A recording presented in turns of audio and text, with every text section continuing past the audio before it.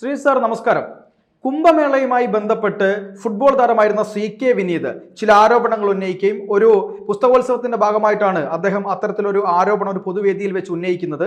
അത് പക്ഷേ ഇവിടെയുള്ള പല ആളുകൾക്കും പല ആളുകളുടെയും വിശ്വാസത്തെ വ്രണപ്പെടുത്തുന്ന രീതിയിലേക്കുള്ള ഒരു വിമർശനമാണ് എന്ന രീതിയിലുള്ള കാര്യങ്ങളാണ് ഉയർന്നു വന്നത്. അതിന് അങ്ങയുടെ ഭാഗത്ത് നിന്ന് വളരെ കൃത്യമായ ചില മറുപടികൾ ഉണ്ടായിരുന്നു.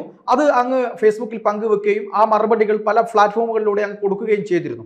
മറ്റു പല ആളുകളും പ്രതികരിച്ചു. പക്ഷേ ഇന്ന് CK വിനീതിന്റെ ഭാഗത്ത് നിന്ന് ഇതിനെതിരായിക്കൊണ്ട് ചില മറുപടികൾ ഇങ്ങോട്ട് തരുന്നു എന്ന രീതിയിൽ അദ്ദേഹം ചില കാര്യങ്ങളൊക്കെ പങ്കുവെച്ചിട്ടുണ്ട്. അതിൽ പ്രധാനമായി പറയുന്നത് ഈ ഗംഗയുമായി ബന്ധപ്പെട്ട് അവിടെ ഈ പറയുന്ന കുംഭമേള നടന്ന സ്ഥലത്ത് കുളിച്ച പല ആളുകൾക്കും ചൊറിച്ചിൽ അനുഭവപ്പെട്ടിട്ടുണ്ട്. ആ വെള്ളം ശുദ്ധമല്ല, അത് ഒരാൾക്കൂട്ടം മാത്രമാണ് തുടങ്ങിയ പല കാര്യങ്ങളും അങ്ങയുടെ ഈ പറയുന്ന അങ്ങ് അതിന് മറുപടി കൊടുത്തതിന് എതിരായിക്കൊണ്ട് തന്നെ കൃത്യമായി അദ്ദേഹം പറഞ്ഞതായിട്ട് ശ്രദ്ധയിൽപ്പെട്ടിട്ടുണ്ട്. അപ്പോൾ ഒരു കാര്യം കൂടെ, അതായത് ഈ ഇത് ശുദ്ധമാണോ, ഗംഗ ശുദ്ധമാണോ അല്ലയോ എന്നുള്ള കാര്യത്തിൽ, കുംഭമേള നടന്ന സ്ഥലങ്ങൾ ശുദ്ധമാണോ, ആ ജലം ശുദ്ധമാണോ എന്ന കാര്യത്തിൽ കേന്ദ്ര മലിനീകരണ നിയന്ത്രണ ബോർഡ് തന്നെ പിന്നീട് വ്യക്തത വരുത്തിയിട്ടുണ്ട്. അത് ശുദ്ധമാണ്, അതിൽ അത്തരത്തിലുള്ള പ്രശ്നങ്ങളില്ല, വെറുതെ ഊഹാപോഹങ്ങൾ പ്രചരിപ്പിക്കരുത് എന്ന് പറഞ്ഞിട്ടുണ്ടായിരുന്നു. പിന്നെ അത് മാത്രമല്ല, ഏറ്റവും പുതിയൊരു പഠന റിപ്പോർട്ട് കൂടി പുറത്തു വന്നിട്ടുണ്ടായിരുന്നു. അതായത് ബാക്ടീരിയോഫേജസ് എന്ന് പറയുന്ന ഒരു പ്രതിഭാസം, അത് ബാക്ടീരിയകളെയും വൈറസുകളെയും നശിപ്പിക്കുന്ന പ്രതിഭാസം, അത് ഗംഗയിൽ ഒരുപാട് ഇരട്ടി കൂടുതലാണ്. അതുകൊണ്ട് തന്നെ ഗംഗയുടെ പരിശുദ്ധി നിലനിൽക്കും എന്ന ഏറ്റവും പുതിയ പഠന റിപ്പോർട്ട് കൂടി പുറത്തു വന്നിട്ടുണ്ടായിരുന്നു.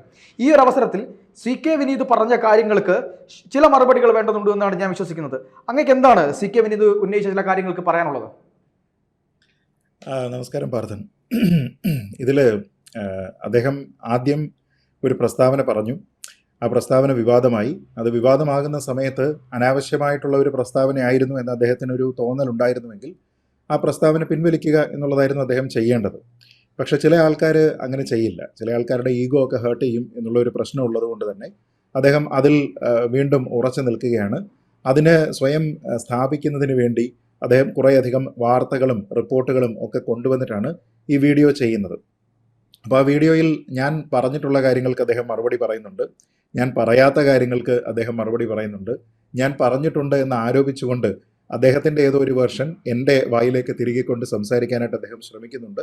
പിന്നെ കുറേയധികം നുണകൾ, അസത്യം, ചില സ്ട്രോമാൻ ആർഗ്യുമെൻറ്റ്, ഇതൊക്കെയാണ് അദ്ദേഹം അവിടെ പറയുന്നത്.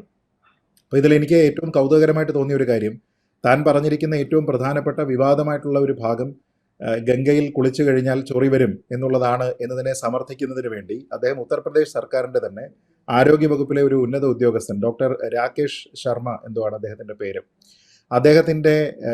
അദ്ദേഹത്തിനെ പിന്നെ കോട്ട് ചെയ്തുകൊണ്ട് ഒരു മാധ്യമം പ്രസിദ്ധീകരിച്ചിരുന്ന ഒരു ഭാഗം അദ്ദേഹത്തിൻ്റെ വീഡിയോയിൽ പറയുന്നുണ്ട്. എന്നിട്ട് താൻ പറഞ്ഞത് ശരിയാണ് എന്ന് സമർത്ഥിക്കാനായിട്ട് ശ്രമിക്കുന്നുണ്ട്. അതായത് അവിടെ ചികിത്സ തേടിയിരിക്കുന്ന ഈ മഹാകുംഭ് നഗറുമായി ബന്ധപ്പെട്ടിട്ടുള്ള ആശുപത്രികളും കാര്യങ്ങളും ഉണ്ട്. അവിടെയെല്ലാം ചികിത്സ നേടിയിരിക്കുന്നതിൽ 10 മുതൽ 15% വരെ ആൾക്കാർ സ്കിൻ ഇൻഫെക്ഷൻ ഉള്ള ആൾക്കാരാണ് എന്നാണ് അദ്ദേഹം പറയുന്നത്. ഈ രാകേഷ് ശർമ്മയുടെ അഭിപ്രായമാണ്, അത് കോട്ട് ചെയ്യുകയാണ്. അപ്പോൾ അത് കോട്ട് ചെയ്തുകൊണ്ട് അദ്ദേഹം ഇത് പറയുമ്പോൾ ആ സ്കിൻ ഇൻഫെക്ഷൻ ഉണ്ടായിരിക്കുന്നത് ഗംഗാജലം കൊണ്ടാണ് എന്ന് രാകേഷ് ശർമ്മ എങ്ങും പറയുന്നില്ല എന്നൊരു കാര്യം അദ്ദേഹം വിട്ടുപോയി. ആ റിപ്പോർട്ട് നമ്മൾ വായിച്ചു കഴിഞ്ഞാൽ അവിടെ സ്കിൻ ഇൻഫെക്ഷൻ ഉണ്ട് എന്ന കാര്യം പറയുന്നുണ്ട്. പക്ഷേ സ്കിൻ ഇൻഫെക്ഷൻ മാത്രമല്ല, റെസ്പിറേറ്ററി പ്രശ്നങ്ങളുണ്ട്, ഇങ്ങനെയുള്ള കുറേയധികം പ്രശ്നങ്ങളെ പറ്റി പറയുന്നുണ്ട്. അപ്പോൾ അതിൻ്റെ കാരണം എന്താണ് എന്ന് പോലും അതിൻ്റെ സബ്സിക്വൻ്റ് ആയിട്ട് വരുന്ന പാരഗ്രാഫുകളിൽ ഈ രാകേഷ് ശർമ്മ വിശദീകരിക്കുന്നതിനെ പറ്റി ഈ മാധ്യമം റിപ്പോർട്ട് ചെയ്യുന്നുണ്ട്. അതിലേറ്റവും പ്രധാനം, അവിടെ പോയിട്ടുള്ള ആൾക്കാർക്ക് അറിയാം, ഈ ഗംഗയുടെ തീരത്ത് കിടക്കുന്നതെല്ലാം തന്നെ പൂഴിമണ്ണാണ്. നമ്മൾ ഈ സാധാരണ ഈ കടൽ തീരത്തൊക്കെ കാണുന്നത് പോലെയുള്ള വളരെ നേർത്ത പൂഴിമണ്ണാണ്. അപ്പോൾ ഇത് കാറ്റടിച്ചു കഴിഞ്ഞാൽ പറക്കും. അപ്പോൾ അങ്ങനെ പറക്കുന്നത് കൊണ്ടാണ് അവിടെ ഇത്തരത്തിലുള്ള പല പ്രശ്നങ്ങളും ഉണ്ടാകുന്നത്, പ്രത്യേകിച്ച് റെസ്പിറേറ്ററി ഇൻഫെക്ഷനൊക്കെ ആൾക്കാർക്ക് ഉണ്ടാകുന്നത് എന്നതുമായി ബന്ധപ്പെട്ട് അദ്ദേഹം പറയുന്നുണ്ട്. രണ്ടാമത്, അവിടെ ഒരു തരത്തിലുമുള്ള ഒരു പ്രശ്നത്തിൻ്റെ, ഒരു ഇൻഫെക്ഷൻ്റെ ഔട്ട്ബ്രേക്ക് ഉണ്ടായിട്ടില്ല എന്ന് അദ്ദേഹം സ്ഥിരീകരിക്കുന്നുണ്ട്. അപ്പോൾ ഈ രണ്ട് കാര്യങ്ങളും വളരെ കൺവീനിയൻ്റ് ആയിട്ട് അദ്ദേഹം അതിനെപ്പറ്റി മിണ്ടിയില്ല. അടുത്തത്, ഗംഗാജലവുമായി ബന്ധപ്പെട്ടിട്ടാണ് അവിടുത്തെ സ്കിൻ ഇൻഫെക്ഷൻ ഉണ്ടായിരിക്കുന്നത് എന്നതിനെപ്പറ്റി അദ്ദേഹം പറഞ്ഞിട്ടില്ല. അതിൽ തന്നെ ഏറ്റവും പ്രധാനപ്പെട്ട ഒരു കാര്യമുണ്ട്, ഈ ആൾക്കൂട്ടം ഉണ്ടാകുന്ന സമയത്ത് സ്കിൻ ഇൻഫെക്ഷൻ ഉണ്ടാകാനുള്ള സാധ്യത വളരെ കൂടുതലാണ്. ഇപ്പോൾ നമുക്ക് എല്ലാവർക്കും അറിയായിരിക്കും, സ്റ്റീവ് ജോബ്സിൻ്റെ ഭാര്യ അവിടെ വന്നു, അതുമായി ബന്ധപ്പെട്ട് വലിയ വാർത്തകളൊക്കെ ഉണ്ടായി. അവർ ജനുവരി 14 15 ഏതോ ഒരു ചൊവ്വാഴ്ച ദിവസമാണ് അവർ സ്നാനത്തിന് വേണ്ടിയിട്ട് പോകുന്നത്.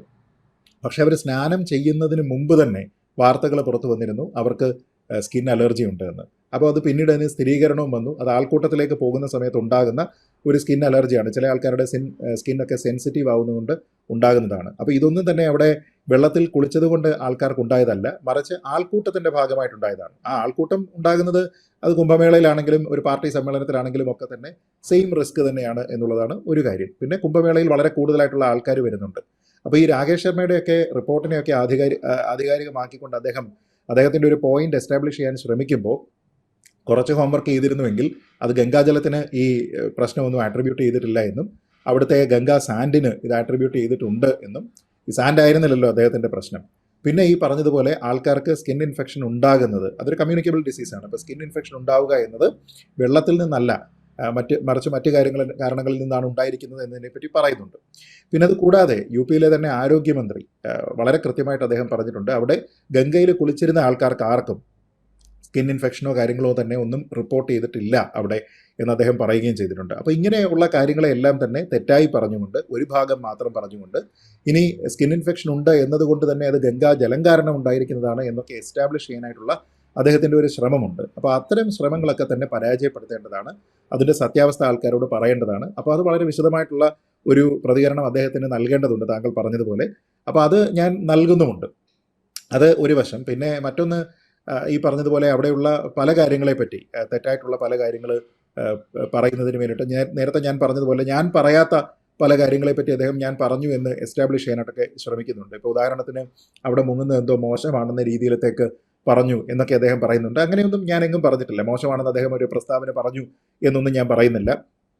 പിന്നെ എനിക്ക് രസകരമായി തോന്നിയ ചില കാര്യങ്ങളുണ്ട്. ഇപ്പോൾ ഉദാഹരണത്തിന് അദ്ദേഹം കോട്ട് ചെയ്യുന്നത് ഈ ഹൈന്ദവതയുടെ ഏറ്റവും പ്രധാനപ്പെട്ട ആളായിട്ട് അദ്ദേഹം കോട്ട് ചെയ്യുന്നതൊക്കെ തന്നെ ജ്യോതിർമഠത്തിലെ ശങ്കരാചാര്യരെയാണ്.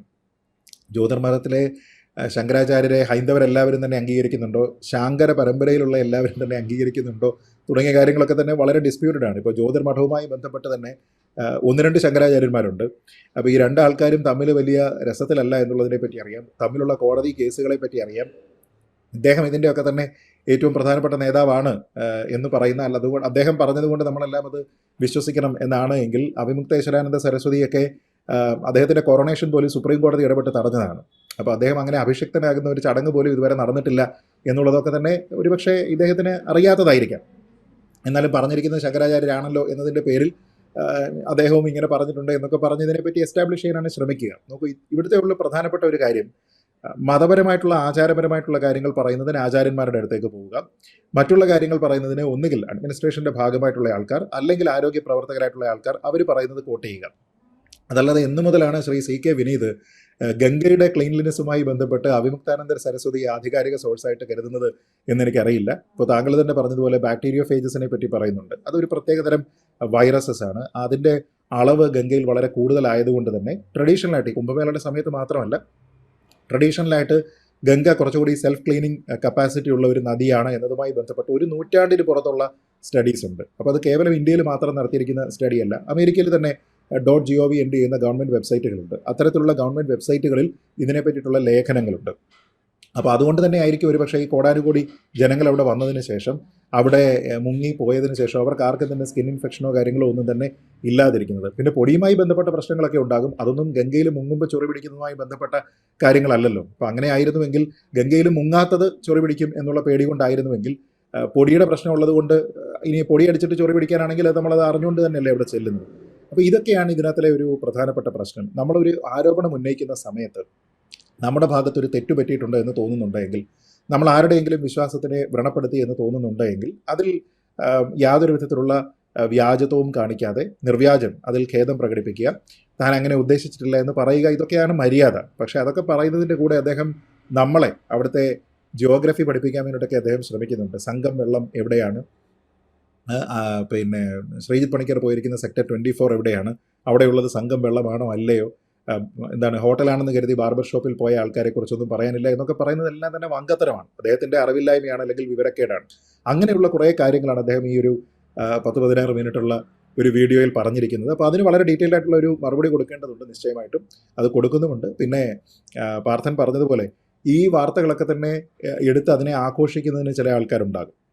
അപ്പോൾ അതിൽ ഞാനിന്ന് കണ്ടു, മാധ്യമം ദിനപത്രം ഇതിനെ എടുത്തൊരു വാർത്തയൊക്കെ ആക്കിയിട്ട് പറയുന്നുണ്ട്. അപ്പോൾ മാധ്യമത്തിൻ്റെ ഫേസ്ബുക്ക് പോസ്റ്റിൽ പോയിട്ട് ഞാനൊരു കമൻറ്റ് ഇട്ടു, 6 മണിക്ക് നമ്മുടെ യൂട്യൂബ് ചാനൽ വഴി ഒന്ന് വാ, എന്നിട്ട് നമുക്ക് കാര്യങ്ങളൊക്കെ നോക്കാം എന്ന് പറഞ്ഞിട്ടുണ്ട്. അപ്പോൾ വളരെ വിശദമായിട്ടുള്ള ഒരു മറുപടി എന്തായാലും ഞാൻ കൊടുക്കുന്നുണ്ട്. ആ മറുപടി കൊടുക്കേണ്ടത് ഒരു പക്ഷേ ഈ പന്ത് കളിക്കാരന് കൊടുക്കേണ്ടത് മറുപടി എന്നതിനപ്പുറത്തേക്ക് ഇത് കേട്ട് വിശ്വസിക്കുന്ന കുറേയധികം ആൾക്കാരുണ്ടായിരിക്കാം.